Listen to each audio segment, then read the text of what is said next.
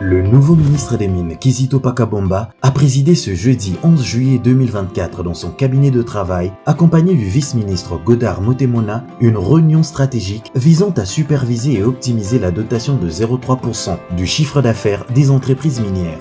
Ces dotations, prélevées sur les revenus bruts de vente des minerais pour une durée d'1 année, est destinées à financer des projets de développement communautaire dans la zone d'intervention des entreprises minières. Ce rendez-vous important a connu la participation de la ministre des Affaires sociales, Nathalie Aziza Mounana, et d'autres experts. À cette occasion, les participants ont passé en revue les réalisations actuelles du comité et élaboré un plan d'action prospectif pour renforcer les bénéfices communautaires de ces initiatives stratégiques. L'accent a été mis sur la nécessité de gérer ces fonds avec rigueur pour maximiser leur impact positif sur les communautés locales. Nous avons échangé en profondeur sur la dotation 0,3% du chiffre d'affaires des entreprises minières. Cette contribution et cette dotation participent au développement durable de nos communautés. Le comité de supervision nous a fait le point des activités à ce jour et de l'ensemble des réalisations qui ont été faites jusqu'au jour.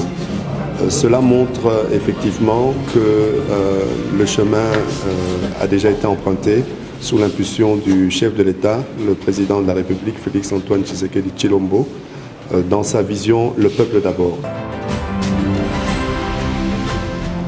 Cette réunion marque une étape importante dans l'engagement du ministère des Mines à assurer une gestion efficace et bénéfique des ressources minières du pays en faveur du développement durable et du bien-être de communautés locales. Il est tout à fait normal que, le secteur minier contribue au développement de nos communautés. Donc le secteur minier, lui, est celui qui apporte, les financements et les bénéficiaires sont bien les Congolais. Et donc c'est à ce titre-là que les affaires sociales interviennent également.